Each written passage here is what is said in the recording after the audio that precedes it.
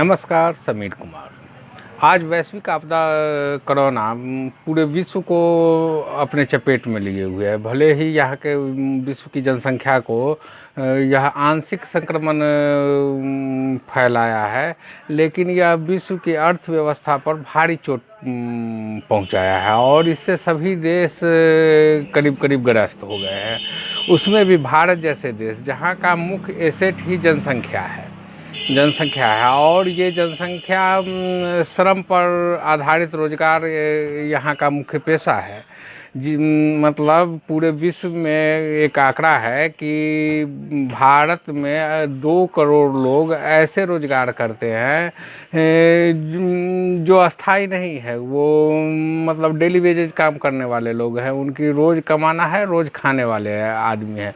उसमें से 1,40,00,000 रोजगार को छीन लिया है इस कोरोना आपदा ने। और ये जो भारत में जो लॉकडाउन का प्रयोग किया गया, उसमें भारत को पूर्णतः रोक दिया गया था, जिससे कि श्रम क्षेत्र पर भारी आघात पहुंचा और ये रोज खाने पीने वाले लोगों को भारी नुकसान पहुंचा। अब ये लोग वापस मतलब शहरों से निकल करके अपने अपने गांव की ओर आ रहे हैं। जैसे कि हम लोग जानते हैं कि भारत गांव का देश है और उसमें भी यह कृषि प्रधान देश है। और भारत में रोजगार देने का एक बहुत बड़ा बढ़िया साधन कृषि ही है। लेकिन कृषि क्षेत्र में रेगुलर एम्प्लॉय तो किसान नहीं दे सकता है। हाँ, मतलब कुछ दिनों का रोजगार देता है, लेकिन फिर भी यह बहुत बड़ा रोजगार देने वाला क्षेत्र किसान है।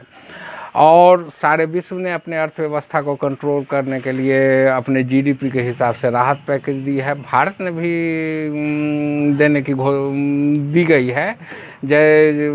अभी हमारे प्रधानमंत्री जी ने बताया था कि भारत 20 लाख करोड़, यानी भारत का 200 लाख करोड़ का जीडीपी है, उसका 10% भारत के अर्थव्यवस्था को मजबूत करने के लिए पैकेज के रूप में दिया गया है। लेकिन जैसा कि हमारे वित्त मंत्री ने 5 दिनों में धारावाहिक की तरह एपिसोड बनाकर अपने राहत पैकेज के बारे में बताया, तो उसमें उन्होंने छोटे लघु कुटीर उद्योग के विकास करने के लिए लोन मेला का आयोजन कर दिया कि हम लोग कुटीर उद्योग को मजबूत करने के लिए लोन बांटेंगे। और फिर एक खबर आ रही थी अलग से कि भारत ने कई क्षेत्रों में एफडीआई की छूट का परसेंटेज जो पहले 49-40% तक था, उसको 75% तक कर दिया। यानी कि विदेशी कारोबारियों को अब यहाँ पर पूंजी लगाने के लिए राहत दी गई है। तो यहाँ पर सवाल उठता है कि जब यहाँ के बाज़ार के अर्थव्यवस्था रुक गई है और चूँकि यहाँ की अर्थव्यवस्था मजदूर किसान पर आश्रित अर्थव्यवस्था है, क्योंकि यहाँ पर अधिकतर जनसंख्या इसी पर आश्रित है, तो ये जो लोन बांटा जा रहा है यह एक तरह के साहूकारी व्यवस्था है। और आप छोटे कुटीर उद्योग को लोन दे रहे हो तो इससे क्या होगा कि वो जो उत्पादन करेंगे, अभी कुछ महंगा उत्पादन होगा क्योंकि वो छोटे पूंजी से उत्पादन करेंगे। और एफडीआई से जो विदेशी बड़ी बड़ी कंपनियां हमारे यहाँ आएंगी, उनकी प्रोडक्ट सस्ती होगी, तो यहाँ पर हमारी प्रोडक्ट मार खा सकती है। और ऐसे में हम लोग को एक गहरा चोट भी लग सकता है।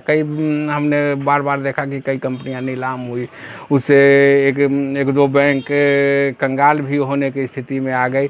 तो ऐसे चीज़ फिर उत्पन्न हो सकती है। इसलिए इस समय भारत की अर्थव्यवस्था ठीक करने के लिए एक बढ़िया और कारगर उपाय हो सकता था कि आदमी को आवश्यकता बढ़ाए।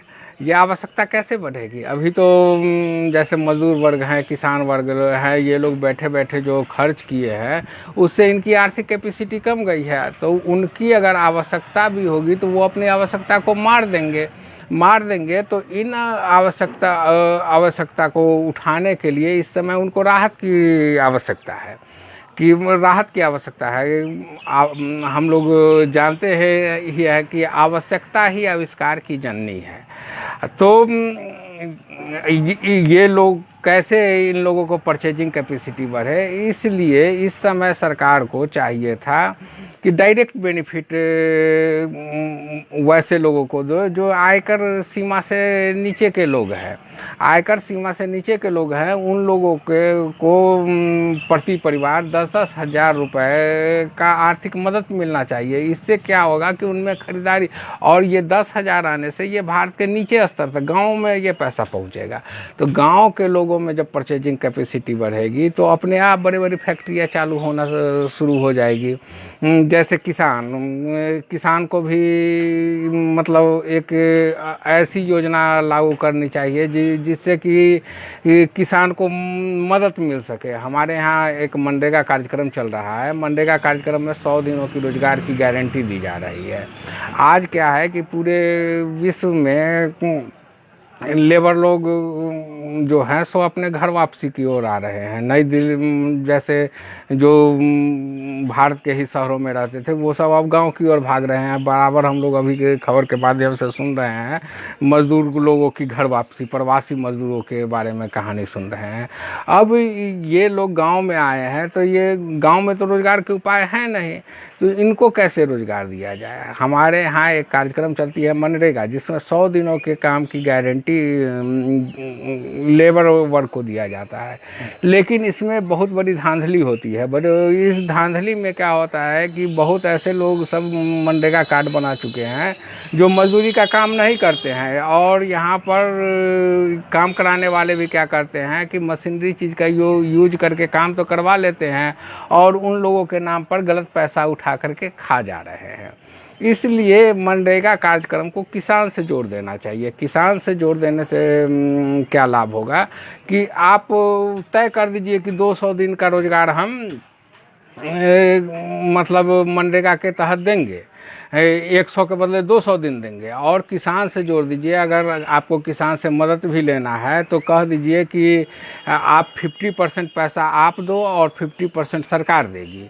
और उसमें कर दीजिए कि जिस किसान को लेबर की ज़रूरत है वो किसान लेबर मांगे और उनको लेबर मुहैया कराया जाए, और उसका 50% किसान पैसा दे और 50% सरकार दे।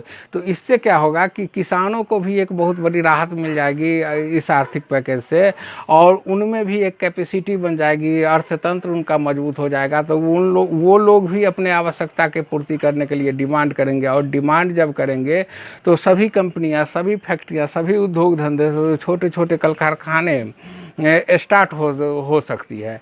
लेकिन अगर यहाँ पर सरकार ने जो 20 लाख करोड़ का के पैकेज दिया था, इसमें क्या है कि छोटे कुटीर उद्योग को उन्होंने मजबूत करने का कोशिश की, यानी उत्पादन बढ़ाने की कोशिश की। उत्पादन आप बढ़ा लीजिएगा, लेकिन अगर लोगों के में खरीदारी शक्ति नहीं रहेगी तो वो डिमांड नहीं करेंगे, और डिमांड नहीं करेंगे तो बड़ी बड़ी कंपनियां भी बंद हो जाएगी। इसलिए इन कंपनी मतलब आप नीचे स्तर में अगर मदद करते हो तो नीचे स्तर के लोगों में अगर खरीदारी कैपेसिटी बढ़ती है तो अपने आप यह डिमांड मार्केट का बन जाएगा और इससे भारत की अर्थव्यवस्था मजबूत हो सकती है। जय हिंद, जय भारत।